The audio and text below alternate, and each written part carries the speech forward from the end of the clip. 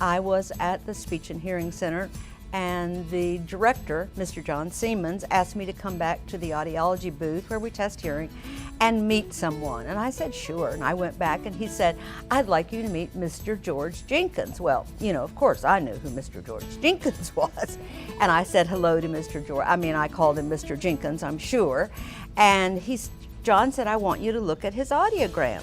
And I looked at it, and I knew enough audiology at that point to know that he had a pretty significant hearing loss in his left ear and kind of a mild hearing loss in his right ear.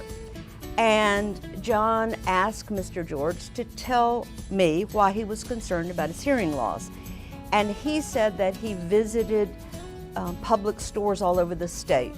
And when he would go somewhere, he mentioned Miami, that he would be walking through a hotel where he was going to be staying, and someone would say something on his left side, Mr. George, Mr. George, Mr. George.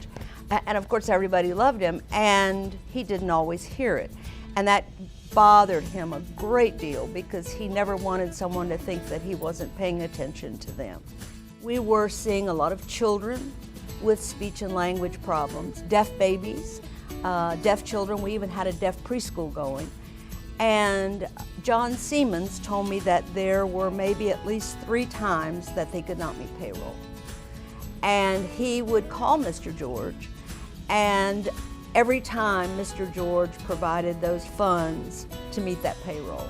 And there may have been more than 3, but he remembered at least 3. And I thought about when I heard that if the Central Florida Speech and Hearing Center would be around today if Mr. George hadn't made that contribution. I think Mr. George was concerned about his community. I think he and Joe Ruthven and Mr. Sykes and probably several others started something in this community that's rarely seen anywhere else in terms of giving, donors. It's a fabulous community, and Mr. George was concerned about people in the community. He came to the center one evening when we had a special recognition dinner, and he met one of our, we had a Child of the Year, and he met it, and you could just see his face just light up and smile when he met this child. He was concerned about everyone in his community, and I think especially children.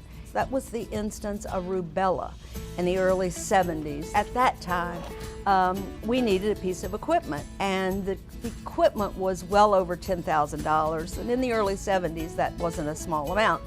And we talked to Mr. George about it, and he wrote us a check and asked us to buy it. And I think about all the children that piece of equipment affected, that we were able to test their hearing, that we were able to provide them with hearing aids. He suffered a stroke in the late 80s, and he needed both speech therapy and physical therapy. And the family asked us to provide services to him. And as I'm sure everyone knows, they could have gotten anyone in the world to work with Mr. George, and we were very flattered and honored to be able to work with him. He had done so much for the center, and we were able to give back to him. I hope something that meant a great deal to him, because he also had this hearing loss, and now he had a speech difficulty. And I know it was very, very important for him to be able to communicate with his family as well as the Publix associates. So hopefully it meant as much to him as it did to us. If it hadn't been for him being a giver, leading the way, involving his family and the community, I think there are a lot of nonprofits, including Central Florida Speech and Hearing Center, that wouldn't be around.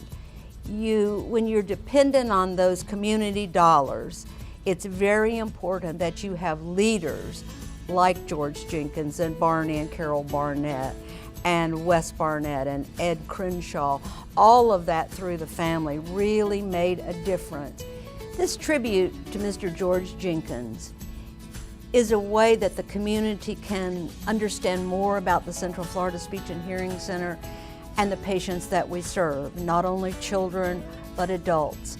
And this is our way of asking you to step up and give back, just like Mr. George did all his life, because your contributions to the Central Florida Speech and Hearing Center will continue to help us help children and adults in our community with speech and language disorders.